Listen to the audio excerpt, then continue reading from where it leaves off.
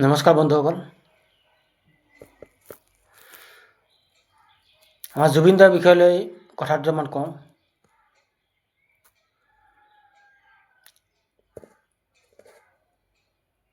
আমাৰ জুবিন দাৰ বিষয়লৈ কিমান অৱহেলা কৰি আছে আপোনালোকে নিজেই দেখিছে।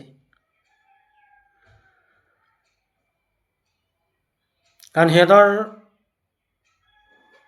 বিশেষ তাহাঁতৰ লগৰ কিছুমান যদি হ'লহেঁতেন, কোনোবাটো যদি তেনেকৈ মৰিলেহেঁতেন বা ঢুকাই গ'লহেঁতেন, ন্যায় কেতিয়াবাই পাই গ'লহেঁতেন। কাৰণ এই জুবিন দাক পৰিকল্পিত হিচাপে মৃত্যুবৰণ কৰিব লগা হ'ল।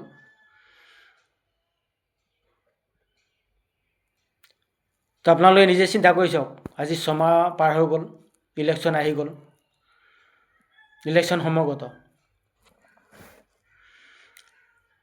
মুখ্যমন্ত্ৰী ডাঙৰীয়াই নিজে কৈছিলে যে ইলেকশ্যনৰ আগত যদি আমি কৰিব নোৱাৰোঁ, ন্যায়টো দিব নোৱাৰোঁ, তেতিয়াহ'লে আমাক ভোট নিদিব। তো অসমীয়া ৰাইজে নিজে বিবেচনা কৰিব আপোনালোকে কথাটো হয়নে নহয়।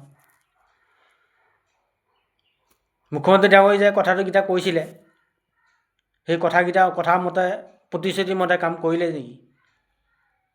কামকেইটাতো নাই কৰা তেওঁ। আপোনালোকে নিজে চিন্তা কৰি চাওক, 6 মাহ হৈ গ'ল, আজিলৈকে ন্যায়ৰ কোনো খবৰ নাই।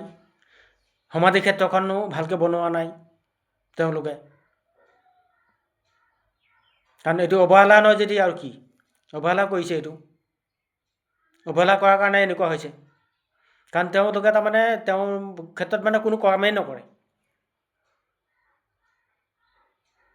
তেওঁলোকৰ সেইটো কথাই সিহঁতৰ তেনেকুৱা। সিহঁতি ভাবিছে যে এনেকৈ দিন গৈ থাকক, পাৰ হৈ গৈ থাকক, আমাৰ চৰকাৰখন আহিলে শেষ, দোষীকেইটাও শাস্তি নাপাওক। দোষীকেইটাকতো এতিয়া জেলৰ ভিতৰত ভৰাই থৈছে, আৰামত খুৱাই আছে। আপোনালোকে নিজেই দেখি আছে। এতিয়া বেলেগ যদি আপোনাৰ আজি দুখীয়া মানুহ দুটামান যদি হ'লহেঁতেন, তেনেকুৱা দোষী, লগে লগে এনকাউণ্টাৰ কৰি দিলেহেঁতেন। কাৰণ এইকেইটা মানুহক এনকাউণ্টাৰ কৰিব নোৱাৰে। সেইকাৰণে এনকাউণ্টাৰ কৰা নাই বা শাস্তি দিয়া নাই।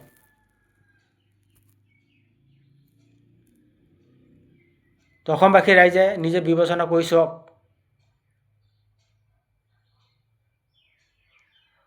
কথাকেইটা যে কৈছোঁ মই, কথাকেইটা প্ৰকৃততে হয়নে নহয় কথাকেইটা। ন্যায়টো বাদেই দিয়ক আপোনালোকে। তেওঁৰ সমাধিস্থলীখন ঠিককৈ বনাইছে নেকি? নাই বনোৱা, অৱহেলা কৰি থৈ দিছে। এতিয়া বৰষুণৰ বতৰ আহিলে, বৰষুণৰ বতৰত তেওঁৰ জেগাটোৰ অৱস্থাটো কি হ'ব? এটা মানুহ যাব নোৱাৰিব।